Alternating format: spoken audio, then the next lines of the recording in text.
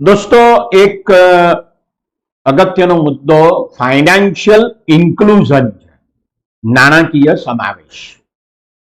Corona महामारीना संजोगोमां भारतमां जे digital revolution digital क्रांति आवी हती ए क्रांति आगळ वधी छे अने ए क्रांति आगळ वधवाने परिणामे जेने फाइनेंशियल इन्क्लूजन कहेवामां आवे छे एटले के नाणाकीय समावेश कहेवामां आवे छे एनी परिस्थितिमां सुधारो थयो छे एम કેટલાક અહેવાલો કહે છે।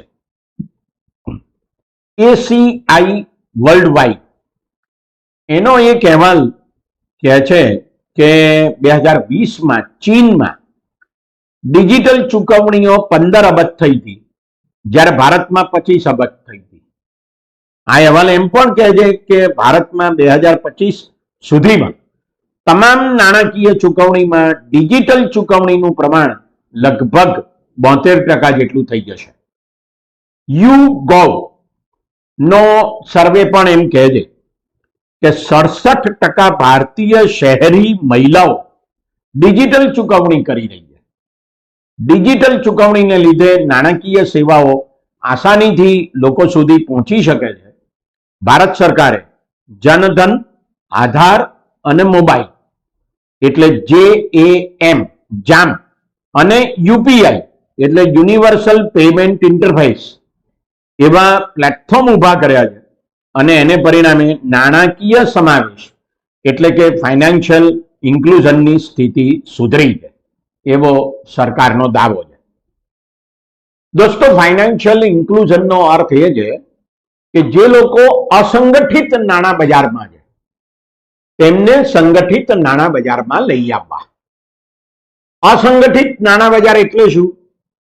તો લોકો પોતે મિત્રો, સગાવાલાઓ, શાહુકારો વગેરેની પાસેથી નાણાં ઉછીના લે તો એને અસંગઠિત નાણાં બજાર કહેવામાં આવે। પણ જો લોકો બેંકોમાં અથવા નાણાં સંસ્થાઓમાં પોતાના ખાતા ધરાવે અથવા પોસ્ટ ઓફિસમાં પોતાના ખાતા ધરાવે અને એ રીતે નાણાકીય વ્યવહારો કરે તો તે લોકો સંગઠિત નાણાં બજારમાં આવ્યા છે એમ કહી શકાય। એટલે અસંગઠિત નાણાં બજારમાંથી સંગઠિત નાણાં બજારમાં લોકોને લાવવા એને ફાઇનાન્શિયલ ઇન્ક્લુઝન તરીકે ઓળખવામાં આવે છે। પ્રધાનમંત્રી જનધન યોજનાને લીધે છેલ્લા 7 વર્ષમાં બેંકોમાં 42.4 કરોડ ખાતા ખુલ્યા છે। તેમાં 28 કરોડ ખાતા તો ગામડામાં છે। એમાં દેશમાં 23.5 કરોડ ખાતા તો મહિલાઓના નામે ખુલ્યા છે। આ ખાતામાં વિદ્યાર્થીઓની શિષ્યવૃત્તિઓ, ખાતર અને રાંધણ ગેસની સબસિડી અને કિસાન સન્માન યોજનાની રકમ સીધી જ જમા થાય છે। એને પરિણામે વચેટિયાઓ દૂર થઈ ગયા છે અને સાથે સાથે ભ્રષ્ટાચાર ઘટ્યો છે એવો સરકારનો દાવો છે। ભારત સરકારે છેલ્લા 1 વર્ષમાં 319 યોજનાઓ હેઠળ રૂપિયા 4.3 લાખ કરોડ 477 કરોડ વ્યવહારોમાં સરકારે લોકોના ખાતામાં જમા કરાવ્યા છે। એને પરિણામે 1.8 કરોડ રૂપિયાની બચત થઈ છે એમ પણ સરકારનો દાવો છે। કોરોના મહામારી દરમિયાન પ્રધાનમંત્રી ગરીબ કલ્યાણ યોજનાના અમલમાં જે સફળતા મળી છે એણે ડિજિટલ ક્રાંતિ અને નાણાકીય સમાવેશને મજબૂત બનાવ્યા છે। ડિસેમ્બર 2020 સુધીમાં આશરે 42 કરોડ ગરીબોને રૂપિયા 68,903 કરોડ નાણાકીય સહાય ડિજિટલ ચૂકવણીથી પ્રાપ્ત થઈ છે। એમાં જનધન યોજના, પેન્શન યોજના, કિસાન સન્માન યોજના અને બાંધકામ મજદૂર કલ્યાણ યોજનાના અમલ હેઠળની રકમનો સમાવેશ થાય છે। આ શક્ય બન્યું છે કારણ કે ભારતમાં ડિજિટલ ચૂકવણી માટેની વ્યવસ્થા વધુ મજબૂત બની છે। આ ડિજિટલ ચૂકવણીની વ્યવસ્થા વધુ સરળ છે, સલામત છે અને એનાથી ભ્રષ્ટાચાર નાબૂદ થાય છે એવી સરકારની બાબત છે। તો આ રીતે આપણે ડિજિટલ ચૂકવણીઓ અથવા ડિજિટલ નાણાકીય વ્યવહારો તરફ આગળ વધી રહ્યા છીએ. આપણે સૌ જાણીએ છીએ કે 8મી નવેમ્બર 2016ના રોજ જ્યારે નોટબંધી જાહેર કરવામાં આવી તે પછી ડિજિટલ ઇકોનોમી ઊભી કરવી એવો એક ઉદ્દેશ નોટબંધીનો હતો એમ પણ જાહેર કરવામાં આવ્યું હતું અને ત્યારથી ડિજિટલ નાણાકીય વ્યવહારો તરફ સરકાર વધારે ધ્યાન કેન્દ્રિત કરી રહી છે.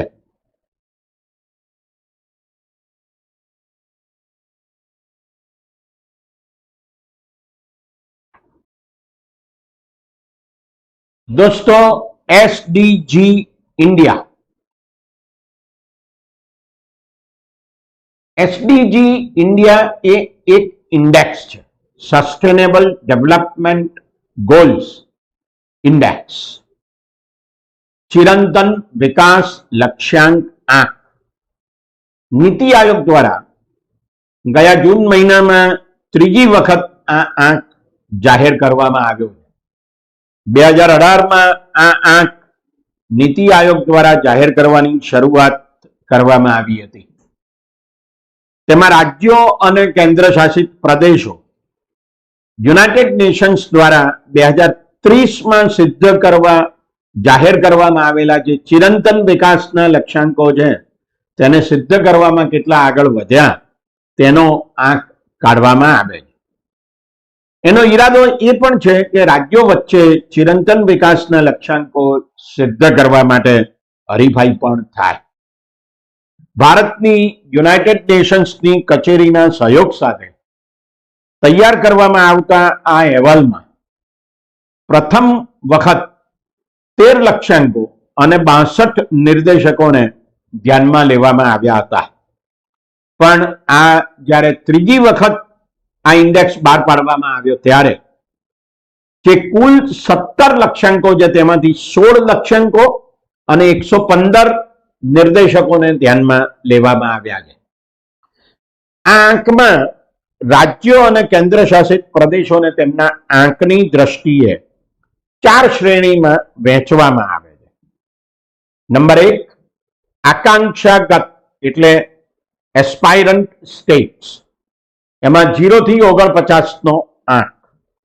કામગીરી કરનાર એટલે પરફોર્મર, એમાં 50 થી 64 નો આંક. આગલી હરોળમાં જે રાજ્યો છે ફ્રન્ટ રનર, એમનો આંક 65 થી 99. અને જેમણે ચિરંતન વિકાસના સંદર્ભમાં સારી એવી સિદ્ધિ પ્રાપ્ત કરી છે, એચીવર, તેમનો આંક 100. એટલે આ રીતે 4 શ્રેણીમાં રાજ્યોને અને કેન્દ્ર શાસિત પ્રદેશોને આ આંકના સંદર્ભમાં વહેંચવામાં આવે છે. આ જે છેલ્લો અહેવાલ આવ્યો છે તે મુજબ ભારતનો આંક 2018-19ની તુલનાએ 6 પોઈન્ટ વધ્યો છે. એટલે કે આપણે ચિરંતન વિકાસ સિદ્ધ કરવામાં થોડાક આગળ વધ્યા છીએ. 2018-19માં એ 60 હતો અને 2020-21માં એ 66 થયો છે. આ વધારો 2 બાબતોને આભારી છે. એક છે સ્વચ્છ પાણી અને સફાઈ, અને બીજો મુદ્દો છે પોસાય તેવી અને સ્વચ્છ ઉર્જા. એમ 2 લક્ષ્યાંકોમાં જે પ્રાપ્ત થયેલી સિદ્ધિ છે એને કારણે આપણો આંક વધ્યો છે, 60 નો 66 થયો છે. એ બંનેમાં આપણો આંક અનુક્રમે 83 અને 92 છે. એટલે કે સ્વચ્છ પાણી અને સફાઈ એમાં 83 આંક છે અને પોસાય તેવી તથા સ્વચ્છ ઉર્જા ક્ષેત્રે 92 આંક છે. કેરળ 75 આંક સાથે સૌ પ્રથમ આવે છે, જ્યારે બીજા ક્રમે 74 આંક સાથે હિમાચલ પ્રદેશ અને તામિલનાડુ છે. આંધ્રપ્રદેશ, ગોવા, કર્ણાટક અને ઉત્તરાખંડ 72 આંક સાથે ત્રીજા ક્રમે છે. સિક્કિમ 71 આંક સાથે ચોથા ક્રમે છે અને મહારાષ્ટ્ર 70 આંક સાથે 5મા ક્રમે છે. સૌથી ઓછો આંક બિહારનો છે, 52. ગુજરાત 69 આંક સાથે 10મા ક્રમે આવે છે. એટલે કે ગુજરાત ફ્રન્ટ રનર છે, એટલે કે ત્રીજી શ્રેણીમાં ગુજરાત છે. જો કે ભારતની સરેરાશ કરતા ગુજરાતનો આંક એ 3 જેટલો વધારે છે એમ આપણે ચોક્કસ કહી શકીએ.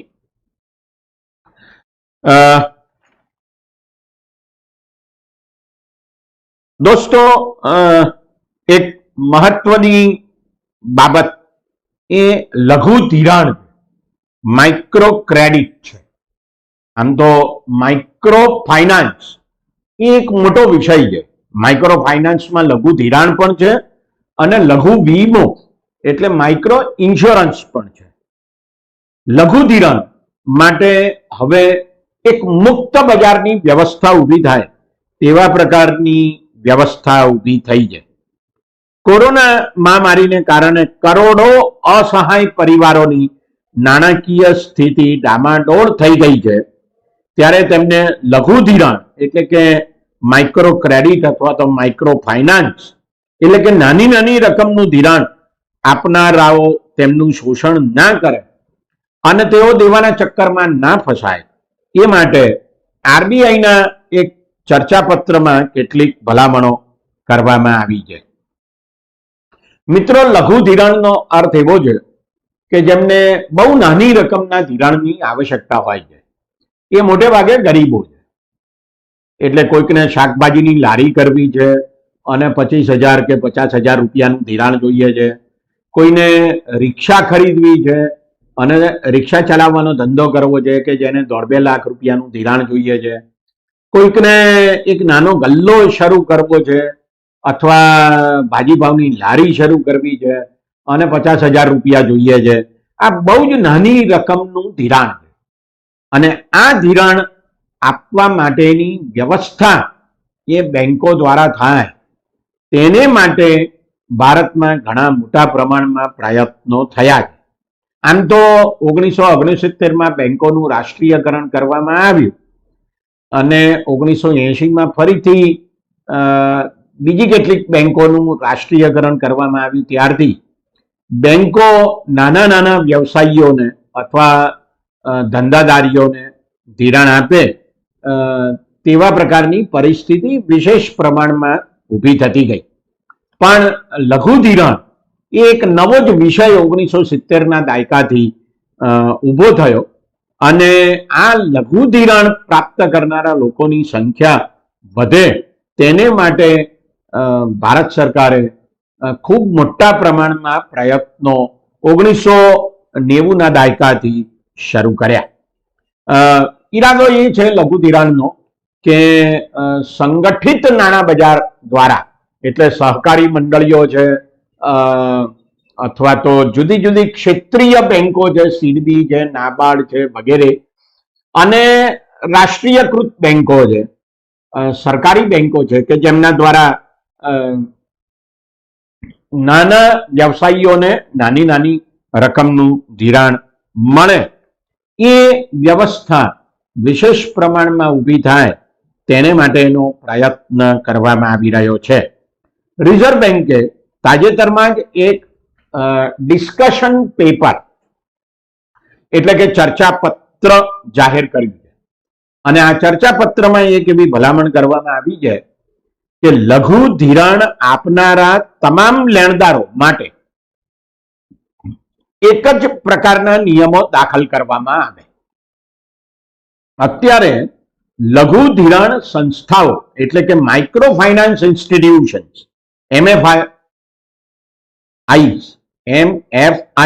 માઇક્રો ફાઇનાન્સ ઇન્સ્ટિટ્યુશન્સ ને જ વ્યાજના દર અને લોનની રકમ અંગેના નિયમો લાગુ પડે છે. જોકે સૌથી મહત્વની બાબત એ છે કે આ ચર્ચાપત્રમાં લેણદારોની સંખ્યાને બદલે પરિવારની આવકને નિયમનનો પાયો ગણવામાં આવશે. મિત્રો, આ જે લઘુ ધિરાણ સંસ્થાઓ છે એ મૂળભૂત રીતે ખાનગી કંપનીઓ, એમાંની ઘણી બધી કંપનીઓ એવી છે કે જે શેર બજારમાં નોંધાયેલી કંપનીઓ છે, એટલે કે એમના શેરની ખરીદી અને વેચાણ રોજે રોજ થાય છે. આ માઇક્રો ફાઇનાન્સ ઇન્સ્ટિટ્યુશન્સ એ નાના નાના લોકોને ધિરાણ આપે છે. જો કે સરકારી બેંકો અને સહકારી મંડળીઓ જે ધિરાણ આપે છે ને એના ઉપર વ્યાજનો દર લે છે એના કરતા માઇક્રો ફાઇનાન્સ ઇન્સ્ટિટ્યુશન્સનો વ્યાજનો દર ઘણો વધારે હોય છે. પણ રિઝર્વ બેન્કે આ ચર્ચાપત્રમાં એમ કહ્યું છે કે માઇક્રો ફાઇનાન્સ ઇન્સ્ટિટ્યુશન્સને જે નિયમો લાગુ પડે છે એ જ નિયમો એ માઇક્રો ફાઇનાન્સ કરનારી તમામ સંસ્થાઓને લાગુ પડશે. એટલે મહત્વની બાબત એ છે કે લઘુ ધિરાણ આપવા માટેની આખી વ્યવસ્થા એ લઘુ ધિરાણ લેનારા લોકો માટે, નાના નાના વ્યવસાયીઓ માટે ખરેખર ઉપયોગી બનવી જોઈએ. અને એટલા માટે આ ચર્ચાપત્રમાં રિઝર્વ બેન્કે એમ કહ્યું છે કે લેણદારોની સંખ્યાને આધારે નિયમન નહીં કરવાનું, પણ જેમને આ ધિરાણ આપવામાં આવે છે એવા પરિવારની વાર્ષિક આવક કેટલી છે એને આધારે નિયમન કરવાનું રહેશે. રિઝર્વ બેન્ક દ્વારા એવી પણ ભલામણ કરવામાં આવી છે કે તમામ લોનની પરત ચૂકવણી એ પરિવારની માસિક આવકના 50% કરતા વધવી જોઈએ નહીં. એટલે અત્યારે જો તમે કોઈ હોમ લોન લો, એ સરકારી બેંક હોય કે ખાનગી બેંક હોય, તો આ નિયમ લાગુ પડે છે કે તમારી જે માસિક આવક છે એના 50% કરતા તમારો હપ્તો વધવો જોઈએ નહીં. પણ અત્યારે આ માઇક્રો ફાઇનાન્સને એ બાબત લાગુ પડતી નથી, એટલે રિઝર્વ બેન્કે ચર્ચાપત્રમાં આ ભલામણ કરી છે. પરિવારોને વધુ પડતી લોન આપવાની કટોકટી ઊભી ના થાય એને માટે આ નિર્ણય લેવામાં આવી રહ્યો છે.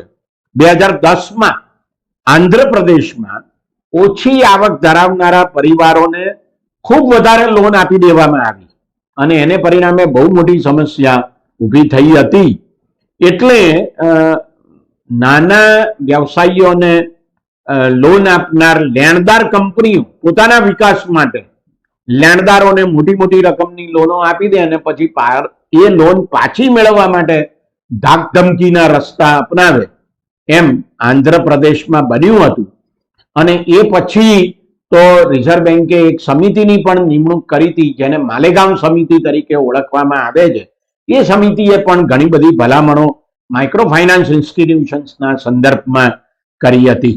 રિઝર્વ બેન્કે આ ચર્ચાપત્રને ધ્યાનમાં લઈને ઘણી બધી ભલામણો કરી છે. કોઈ પરિવારને લઘુ ધિરાણની 2 સંસ્થાઓ જ ધિરાણ કરી શકે એવી જે મર્યાદા નક્કી કરવામાં આવી હતી તે હવે તમામ લેણદારોને લાગુ પડશે. આમ લેણદારોએ એટલે માઇક્રો ફાઇનાન્સ ઇન્સ્ટિટ્યુશન્સે લોન લેનાર પરિવારનું લોનની પરત ચૂકવણીની ક્ષમતાનું મૂલ્યાંકન કરવું પડશે. એમને લોન આપી દેવાની એવું ના ચાલે, પછી એ લોન આપી શકશે. જો કે એક મોટી સમસ્યા એ છે કે લઘુ ધિરાણ સંસ્થાઓ દેણદારો પાસેથી જે વ્યાજનો દર વસૂલ કરે છે તેની મર્યાદા નક્કી નહીં કરવાનું પણ રિઝર્વ બેન્કે નક્કી કર્યું છે. એનો અર્થ એવો થયો કે માઇક્રો ફાઇનાન્સ ઇન્સ્ટિટ્યુશન્સે આવા દેણદારો પાસેથી એટલે લોન લેનારાઓ પાસેથી કેટલો વ્યાજનો દર લેવો વધુમાં વધુ એ નક્કી કર્યું નથી. એટલે માઇક્રો ફાઇનાન્સ ઇન્સ્ટિટ્યુશન્સ પોતે આ વ્યાજનો દર નક્કી કરી શકશે. એનો અર્થ એવો થાય છે કે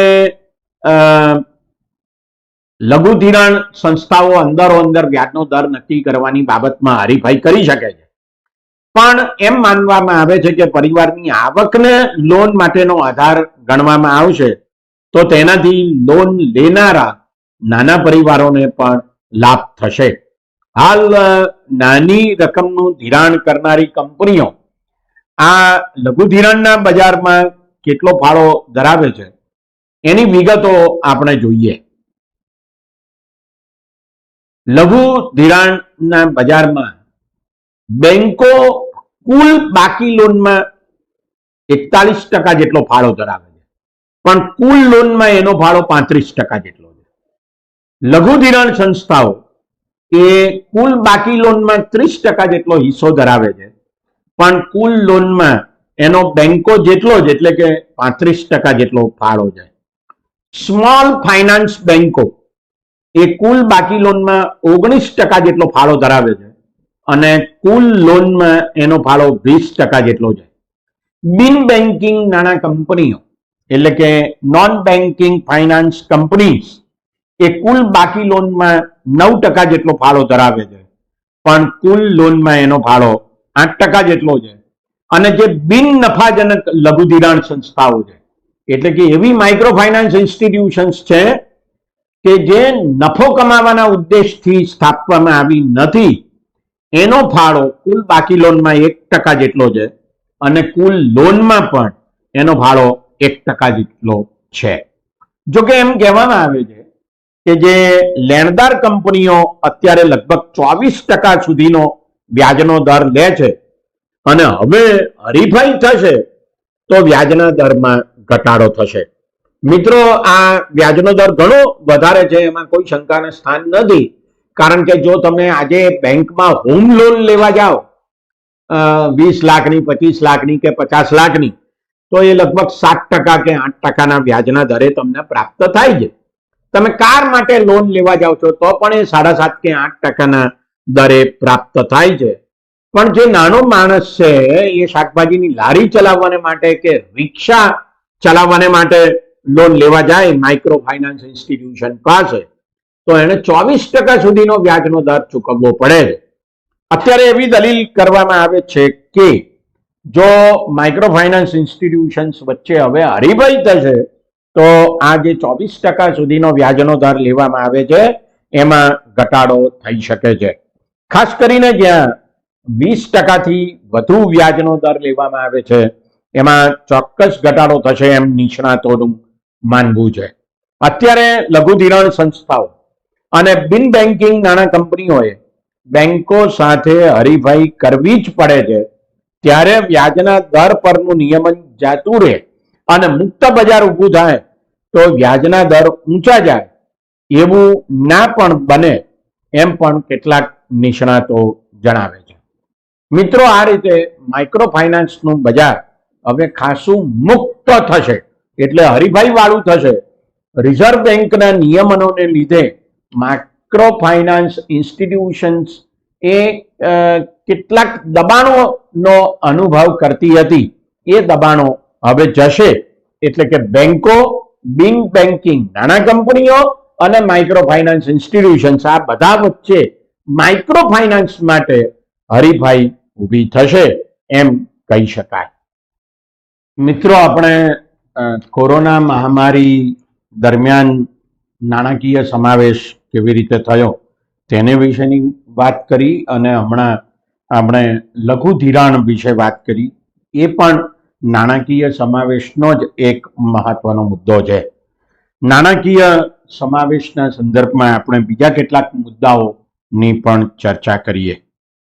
નાણાકીય સેવાઓ તમામ નાગરિકો માટે સલામત બને, પારદર્શી બને અને પ્રાપ્ય થાય, પહોંચક્ષમ બને, એક્સેસિબલ બને અને પોસાય તેવી બને, એને નાણાકીય સમાવેશ કહેવામાં આવે છે. ભારતમાં આ પ્રકારના નાણાકીય સમાવેશ માટે ઘણા લાંબા સમયથી પ્રયાસ થઈ રહ્યો છે. એમાં કેટલાક મુદ્દા મહત્વના છે. મુદ્દા નંબર 1, જનધન બેંક ખાતા 9મી જૂન 2021 સુધીમાં 42.47 કરોડ ખોલવામાં આવ્યા છે. એમાં 1,44,208 કરોડ રૂપિયા જમા થયા. ગ્રામ વિસ્તારોમાં અને નાના શહેરી વિસ્તારોમાં 28.26 કરોડ અને શહેરોમાં 14.21 કરોડ ખાતા ખોલવામાં આવ્યા અને એમાં 23.53 કરોડ ખાતા તો મહિલાઓ. દરેક પરિવારમાં કમસે કમ એક પુખ્ત વયની વ્યક્તિનું જનધન ખાતું ખુલે એના ઉપર ધ્યાન કેન્દ્રિત કરવામાં આવ્યું. મુદ્દા નંબર 2, દેશભરમાં સરકારી બેંકોની શાખાઓ 87,892, ખાનગી બેંકોની 34,974 અને વિદેશી બેંકોની 308.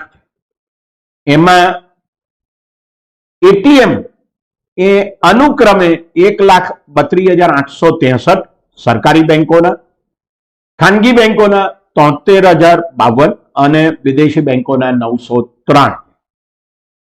મુદ્દા નંબર 3, ગ્રામ વિસ્તારોમાં 5,99,217 બેન્કિંગ કેન્દ્રો કે જે બેન્કિંગ સેવાઓ પૂરી પાડે છે. તેમાં બેંકનો સ્ટાફ કે ધંધાકીય સંવાદદાતા એટલે બિઝનેસ કોરેસ્પોન્ડન્ટ હોય છે કે જે સપ્તાહમાં 5 દિવસ રોજના 4 કલાક આ સેવાઓ પૂરી પાડે છે. મુદ્દા નંબર 4, ભારતમાં જીવન વીમો જીડીપીના 2.82% રકમ જેટલો છે અને સામાન્ય વીમો એ 0.94% જેટલો છે. મુદ્દા નંબર 5, અટલ પેન્શન યોજનામાં 18 થી 40 ના વય જૂથના લોકોને તેઓ 60 વર્ષની વયના થાય ત્યારે પેન્શન આપવામાં આવે છે. એમાં માર્ચ 2021 ના અંતે 3 કરોડ લોકો જોડાયા હતા. છેલ્લો મુદ્દો 6, લઘુ ધિરાણ એટલે કે માઇક્રો ફાઇનાન્સ મેળવનારા લોકોની સંખ્યા 2021માં 6 કરોડ જેટલી છે અને એમને સરેરાશ 42,000 રૂપિયાની લોન આપવામાં આવી છે. દોસ્તો, નાણાકીય સમાવેશ માટે ભારતમાં નીચેની બાબતો ઉપર ધ્યાન કેન્દ્રિત કરવામાં આવ્યું છે.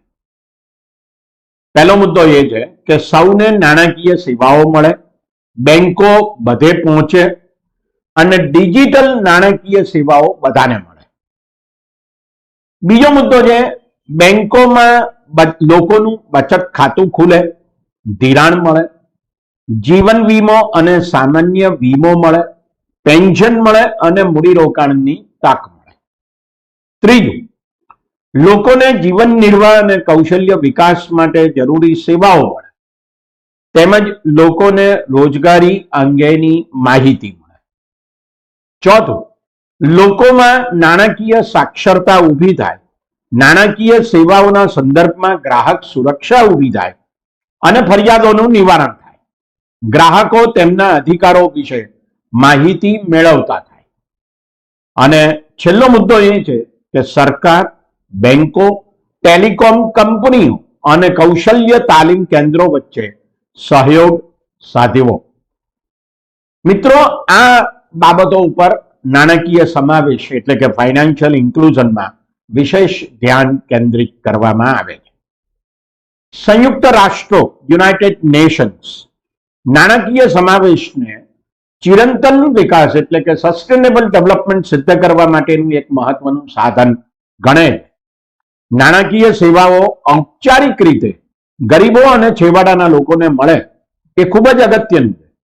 સામાન્ય રીતે આપણે એમ કહીએ છીએ કે મનુષ્યની 5 પ્રાથમિક જરૂરિયાતો છે: અન્ન, વસ્ત્ર, આવાસ, શિક્ષણ અને આરોગ્ય. પણ ધિરાણ એ પણ એક પ્રાથમિક જરૂરિયાત છે કારણ કે એ વિકાસમાં બહુ મહત્વની ભૂમિકા ભજવે છે. એટલે જ્યારે છેવાડાના લોકોને નાણાકીય સેવાઓ પ્રાપ્ત થાય છે ત્યારે રોજગારીનું સર્જન થાય છે અને કોઈ પણ જોખમ સમયની અસહાયતા ઘટે છે. ભારતની રાષ્ટ્રીય નાણાકીય સમાવેશ વ્યૂહરચના રિઝર્વ બેંક દ્વારા 2019-24 માટે તૈયાર કરવામાં આવી છે, એટલે કે 5 વર્ષ માટે તૈયાર કરવામાં આવી. જો નાણાકીય વ્યવસ્થા સૌનો સમાવેશ કરનારી હોય તો તેનાથી આર્થિક સ્થિરતા ઊભી થાય છે, એકરૂપતા આવે છે અને સમતાપૂર્ણ વિકાસ એટલે ઇક્વિટેબલ ડેવલપમેન્ટને વેગ મળે છે. જો મહિલાઓ નાણાકીય બાબતો પર વધુ અંકુશ ધરાવે છે તો તેઓ પોતાની જાતને અને પરિવારોને ગરીબીમાંથી બહાર લાવવામાં વધુ સારી રીતે કામ કરી શકે છે, ગરીબીમાં ધકેલાઈ જવાનું જોખમ ઘટાડી શકે છે, અસંગઠિત ક્ષેત્રનું શોષણ દૂર કરી શકે છે અને ઉત્પાદક આર્થિક પ્રવૃત્તિઓ વધારે પ્રમાણમાં કરી શકે છે. નાણાકીય સમાવેશ માટે રિઝર્વ બેંકે બેંકો વધારે ધ્યાન આપે તેને માટે પણ જણાવ્યું છે. તેમને રિઝર્વ બેંકે નાણાકીય સમાવેશને વેગ આપવા માટે 2015માં સ્મોલ ફાઇનાન્સ બેંક્સ અને પેમેન્ટ બેંક્સની સ્થાપના કરી છે. સ્મોલ ફાઇનાન્સ બેંક્સ બચત ખાતા ખોલે છે, તેમજ નાના ધંધાકીય એકમોને, સીમાંત ખેડૂતોને, નાના ઔદ્યોગિક એકમોને અને અસંગઠિત ક્ષેત્રના અન્ય એકમોને ધિરાણ આપે છે. પેમેન્ટ્સ બેંક્સ એ બચત ખાતા ખોલે છે અને બચત તથા ઉપાડની સેવાઓ સ્થળાંતરિત મજૂરો, નાના ધંધાકીય એકમો અને અસંગઠિત ક્ષેત્રના અન્ય લોકોને નાણાકીય સેવાઓ પૂરી પાડે છે. તો આ નાણાકીય સમાવેશનો મુખ્ય મુદ્દો છે. મિત્રો, અનેક લોકોને નાણાકીય વ્યવસ્થામાં લાવવા, સંગઠિત નાણાકીય બજારમાં લાવવા એ બહુ મોટું કામ છે. આપણે સૌ જાણીએ છીએ કે જ્યારે બહુ મોટું આર્થિક જોખમ ઊભું થાય છે ત્યારે ખાસ કરીને પોતાની અંગત મોટી બચત ન ધરાવનારા નાના પરિવારો કે જેમની આવક ખૂબ ઓછી છે તેઓ મોટે ભાગે અસંગઠિત નાણાં બજારમાંથી પૈસા ઉછીના લે છે અને આ ઉછીના લેવામાં આવતી રકમ ઉપર ખૂબ મોટા પ્રમાણમાં વ્યાજ ચૂકવે છે. શાહુકારો પાસેથી, મિત્રો પાસેથી, સગાવાલા પાસેથી ખૂબ મોટા પ્રમાણમાં રકમો લેવામાં આવે છે અને વ્યાજ ચૂકવવામાં આવતું હોય છે. કોઈક શાકભાજીની લારીવાળા ભાઈ કે બહેન એ કોઈકની પાસેથી 25,000 રૂપિયાની લોન લે તો એનું વ્યાજ કેટલું હોય છે એની આપણી કલ્પના બહારની વાત છે. એ જે લોન આપનાર એમના સગાવાલા હોય કે શાહુકાર હોય તો એ એમને એમ કહે છે કે તમે જ્યાં સુધીમાં 25,000 રૂપિયા પરત આપો ત્યાં સુધી તમારે દર મહિને 2,000 રૂપિયા આપી જવા.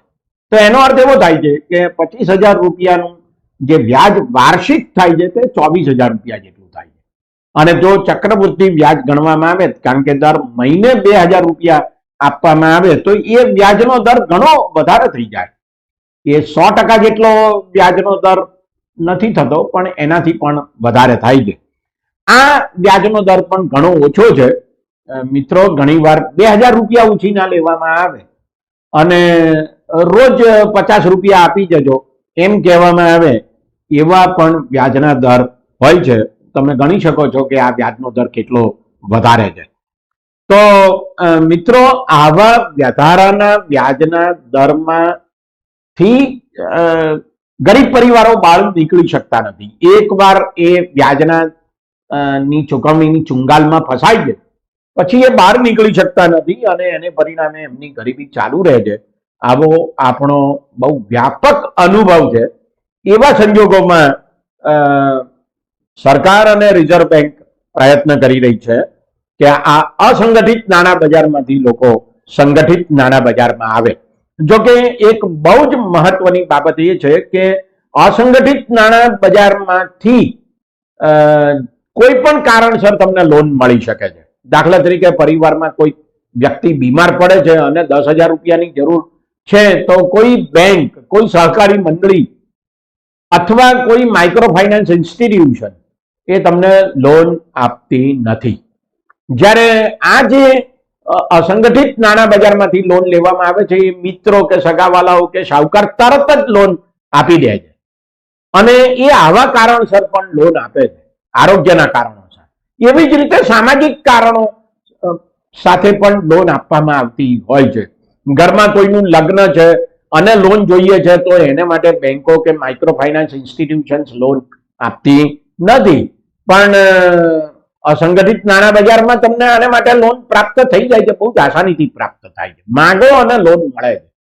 તો એ પ્રકારના સંજોગોમાં ગરીબોને કેવી રીતે સંગઠિત નાણાં બજારમાં લઈ આવવા એ હજુ પણ ઘણો મોટો વિષય બની રહે છે. સામાન્ય રીતે આરોગ્યના કારણોસર જે લોન લેવામાં આવે છે અસંગઠિત નાણાં બજારમાંથી, તેને પરિણામે ગરીબો ગરીબ રહે છે એ એક હકીકત છે. દોસ્તો, એક મુદ્દો રાજકીય પણ છે અને આર્થિક પણ છે અને એ મુદ્દો છે ઇલેક્ટોરલ બોન્ડ. ઘણા બધાનો એવો દાવો છે કે આ ઇલેક્ટોરલ બોન્ડ એ રાજકીય ભ્રષ્ટાચાર માટેનો કાયદેસરનો માર્ગ છે.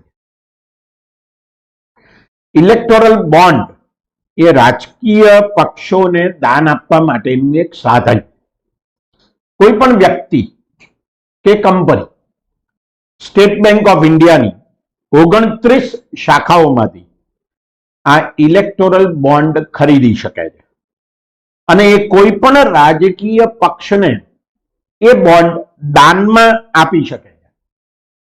2017-18નું ભારત સરકારનું બજેટ રજૂ થયું ત્યારે નાણાં પ્રધાને આ બોન્ડની યોજનાની જાહેરાત કરી હતી અને નાણાં ખરડો ફાઇનાન્સ બિલ 2017માં એની જોગવાઈ કરવામાં આવી હતી. આ બોન્ડ 1000 રૂપિયા, 10,000 રૂપિયા, 1 લાખ રૂપિયા અને 1 કરોડ રૂપિયાના ગુણાંકમાં ખરીદી શકાય.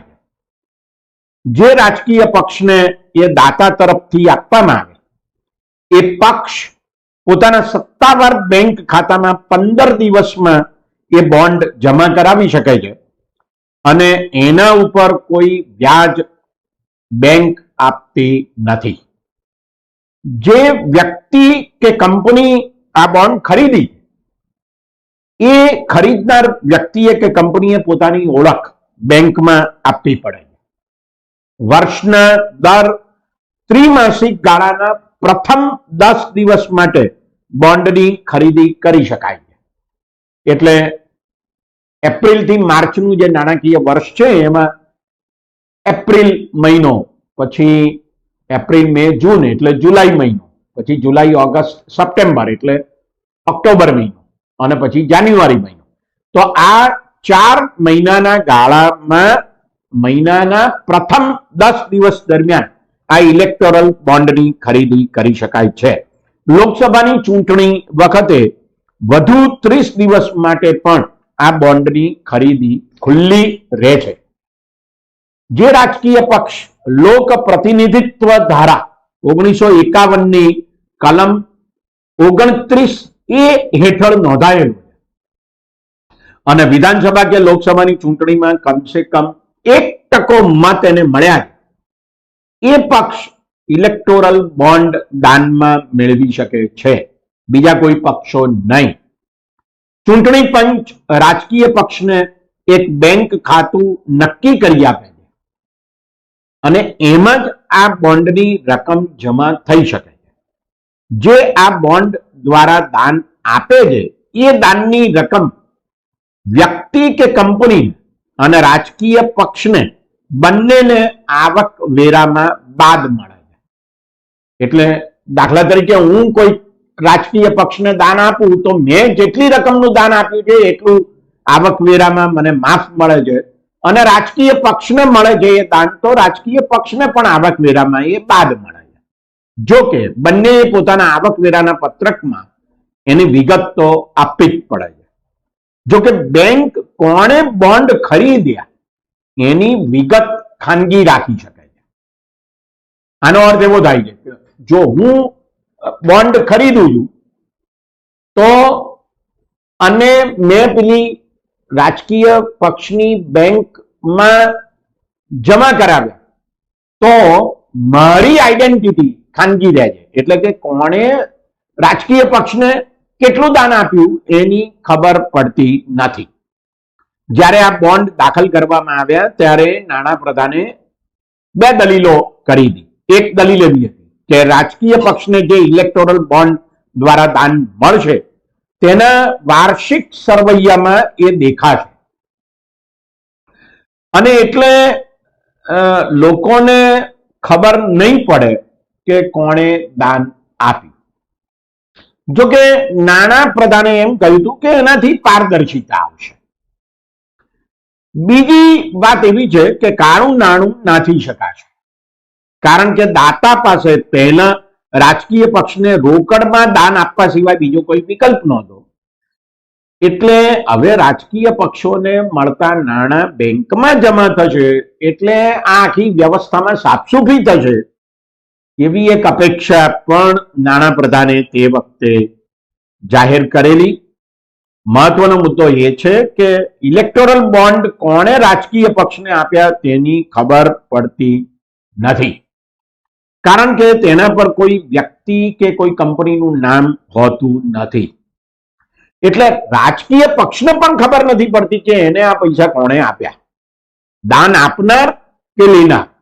રાજકીય પક્ષ એ બેમાંથી એકેય પોતાની ઓળખ જાહેર કરવાની હોતી નથી, અને એટલે કંપનીના શેર ધારકોને પણ કંપનીએ કોને દાન આપ્યું એની ખબર પડતી નથી.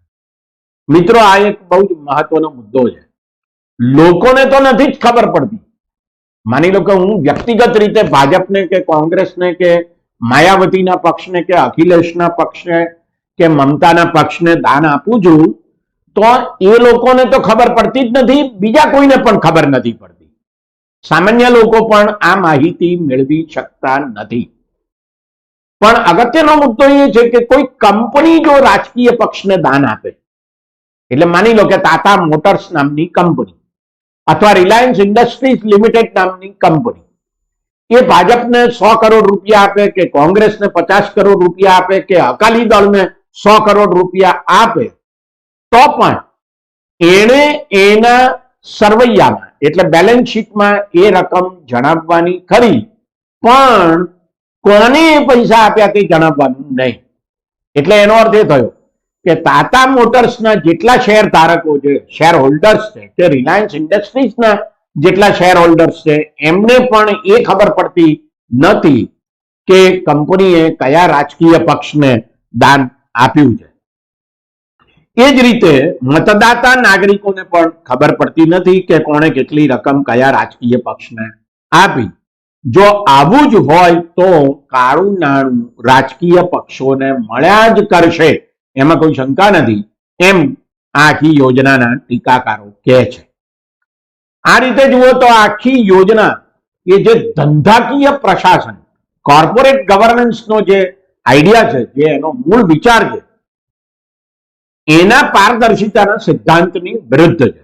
ધંધાકીય પ્રશાસનનો સિદ્ધાંત એટલે થિયરી ઓફ કોર્પોરેટ ગવર્નન્સ એમ કહે છે કે કંપની કેવી રીતે ચાલે છે એને અંગેની બધી વિગતોની માહિતી શેર હોલ્ડરને હોવી જોઈએ. સેબી સાથે, securities and exchange board of India SEBI, એની સાથે જે નોંધણી સમજૂતી થાય છે એની કલમ 49 એ ધંધાકીય પ્રશાસન માટે જ પ્રયોજવામાં આવી છે. કોઈ કંપની શેર બજારમાં નોંધાય તો જ એને સોદા પડે છે, તો એ નોંધાવવા માટે સેબી સાથે જે સમજૂતી થાય છે એને લિસ્ટિંગ એગ્રીમેન્ટ તરીકે ઓળખવામાં આવે છે. એ નોંધણી સમજૂતી છે, અને એ સમજૂતીની કલમ 49 એ કોર્પોરેટ ગવર્નન્સ માટે છે.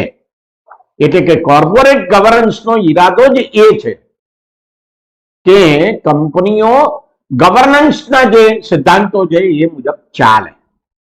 અને એમાં મૂળ બાબત એટલી છે કે શેર હોલ્ડરને કંપની વિશેની ઘણી બધી માહિતી હોવી જોઈએ. હવે જો આ માહિતી ના હોય તો એનો અર્થ એ થયો કે કંપની કયા રાજકીય પક્ષ પ્રત્યે વિશેષ પ્રેમ ધરાવે છે એની જાણકારી શેરધારકને મળતી નથી. શેરધારક કોઈ પ્રકારની રાજકીય વિચારસરણી ધરાવતો હોય અને તેને તેની વિચારસરણીથી વિરુદ્ધના રાજકીય પક્ષને કંપની દાન આપતી હોય તો તેને તેના શેર રાખવા, ખરીદવા કે વેચી દેવા એની ખબર પડે. પણ ઇલેક્ટોરલ બોન્ડની યોજના જ એવી છે કે એને આ અધિકાર રહેતો નથી. મિત્રો, આ બાબત બરાબર સમજવા જેવી છે. દાખલા તરીકે હું ભાજપની વિચારસરણીમાં માનું, હું ભાજપને મત આપું, નરેન્દ્ર મોદી મને ખૂબ પ્રિય છે, ભાજપની સરકાર બહુ જ સારા કામો કરે છે એમ સમજુ છું, અને જેટલી ચૂંટણીઓ આવી છે એ બધામાં મેં ભાજપને મત આપ્યા અને હજુ આપવાનો છું એ નક્કી છે. પણ મેં શેર બજારમાંથી ટાટા મોટર્સના અને રિલાયન્સ ઇન્ડસ્ટ્રીઝના શેર ખરીદ્યા છે. હવે મને ખબર નથી પડતી કે ટાટા મોટર્સ કે રિલાયન્સ ઇન્ડસ્ટ્રીઝ એ ભાજપને દાન આપે છે કે કોંગ્રેસને, અખિલેશને આપે છે કે માયાવતીને કે મમતાને. જો હું એમ ઈચ્છતો હોઉં કે ભાજપની સરકાર કેન્દ્રમાં અને રાજ્યમાં આવે અને મારી પાસે જે કંપનીના શેર છે એ કંપની પણ ભાજપને જ દાન આપે, એમ ઈચ્છતો હોઉં તેમ છતાં પણ મને એ કંપની કોને દાન આપે છે એની ખબર પડતી નથી. તો એનો અર્થ એ થયો કે મારી રાજકીય વિચારસરણી વિરુદ્ધ કોઈ કંપની દાન આપે છે તો એનો એ મને ખબર પડતી નથી અને એ જાણવાનો મારો જે અધિકાર છે એ અધિકાર જ આ ઇલેક્ટોરલ બોન્ડની યોજના દ્વારા ઝૂંટવાઈ જાય છે. મોટા ઔદ્યોગિક ગૃહો કયા રાજકીય પક્ષને દાન આપે છે તે આને કારણે છુપાવી શકાય છે. એટલે અજાણી વ્યક્તિ કે કંપની દાન આપે એ આમ જુઓ તો લોકશાહીની વિરુદ્ધ છે અને એ નાણાંની હેરફેર એટલે મની લોન્ડરિંગ સિવાય બીજું કશું નથી. એક બાજુ સરકાર કેવી રીતે ચાલે છે તેની માહિતી લોકોને મળે તે માટે માહિતીના અધિકારને પાયાનો અધિકાર ગણવામાં આવ્યો છે અને એને માટેનો કાયદો લાવવામાં આવ્યો છે. પણ કંપનીઓ કે ખાનગી વ્યક્તિઓ કયા રાજકીય પક્ષને દાન આપે છે એની માહિતી ના મળે એની જોગવાઈ બહુ સિફતપૂર્વક આ ઇલેક્ટોરલ બોન્ડ દ્વારા કરવામાં આવી છે. રાજકીય પક્ષોને નાણાં મળે તે અંગે જે નિયંત્રણો અગાઉ હતા તે પણ ઇલેક્ટોરલ બોન્ડની યોજના સાથે વિદાય પામ્યા છે. દાખલા તરીકે અગાઉ કોઈ વિદેશી કંપની ભારતમાં કંપની ધારા હેઠળ કોઈ પણ રાજકીય પક્ષને દાન આપી શકતી નહોતી. હવે કોઈ પણ વિદેશી કંપની ઇલેક્ટોરલ બોન્ડ દ્વારા રાજકીય પક્ષને દાન આપી શકે છે. અગાઉ કંપની ધારાની કલમ 182 હેઠળ કંપની 3 વર્ષના ચોખ્ખા નફાની મહત્તમ 7.5% રકમ જ રાજકીય પક્ષને દાન આપી શકતી હતી. હવે આવી મર્યાદા રહી નથી એટલે તે ગમે તેટલી રકમના બોન્ડ ખરીદીને રાજકીય પક્ષને આપી શકે છે. કંપની ધારાની કલમ 182 હેઠળ કંપનીઓએ તેમના વાર્ષિક સરવૈયામાં રાજકીય પક્ષોને આપેલા દાનની વિગતો જાહેર કરવી ફરજિયાત હતી. હવે એ ફરજિયાત રહ્યું નથી. મિત્રો, આ ઘણા બધા મહત્વના મુદ્દા છે કે જે પારદર્શિતાના સિદ્ધાંતનો જ છેદ ઉડાડે છે. ચૂંટણી પંચે સર્વોચ્ચ અદાલતમાં ચાલતા એક કેસમાં એમ કહ્યું છે કે તેને ઇલેક્ટોરલ બોન્ડની યોજના સામે વાંધો નથી, પણ તેમાં દાતાની ખબર જ ના પડે એ વ્યવસ્થા સામે વાંધો છે. 18મી નવેમ્બર 2019 ના રોજ હબ પોસ્ટ ઇન્ડિયામાં પ્રકાશિત એક લેખમાં એમ પણ જણાવવામાં આવ્યું હતું કે રિઝર્વ બેંક દ્વારા ભારત સરકારને એવી ચેતવણી આપવામાં આવી છે કે ઇલેક્ટોરલ બોન્ડની યોજનાથી નાણાંની હેરાફેરીને પ્રોત્સાહન મળી શકે છે. ઇલેક્ટોરલ બોન્ડની યોજના દાખલ કરતી વખતે તે સમયના નાણાં પ્રધાન અરુણ જેટલીએ એમ કહ્યું હતું કે આનાથી રાજકીય નાણાકીય વ્યવસ્થામાં પારદર્શી પદ્ધતિ ઊભી થશે, પણ હકીકતમાં તો એ રાજકીય ભ્રષ્ટાચારને કાનૂની બનાવે છે. રાજકીય પક્ષને રોકડને બદલે બેંક દ્વારા નાણાં અપાય છે એટલું જ, બાકી તો ભ્રષ્ટાચાર ચાલુ જ રહે છે, કારણ કે એમાં કોને કોને કેટલું દાન આપ્યું એની ખબર પડતી જ નથી. હા, સરકારને તેના મંત્રાલયો દ્વારા ખબર પડી શકે છે કે કોણે કેટલી રકમ ઇલેક્ટોરલ બોન્ડ દ્વારા આપી છે. ડિસેમ્બર 2019 સુધીમાં ઇલેક્ટોરલ બોન્ડ દ્વારા ₹6,129 કરોડ રાજકીય પક્ષોને મળ્યા હતા. જ્યારે 2019માં વિધાનસભાઓ અને લોકસભાની ચૂંટણીઓમાં 55,000 કરોડનો ખર્ચ થયો હોવાનો અંદાજ સેન્ટર ફોર મીડિયા સ્ટડીઝ દ્વારા મૂકવામાં આવ્યો હતો. એટલે ઇલેક્ટોરલ બોન્ડ દ્વારા તો રાજકીય પક્ષોને ચૂંટણીમાં થયેલા કુલ ખર્ચના માંડ 11% જેટલી રકમ મળી હતી એમ કહી શકાય. તો સવાલ એ છે કે બાકીની રકમનો ખર્ચ રાજકીય પક્ષોએ અને ઉમેદવારોએ કેવી રીતે કર્યો.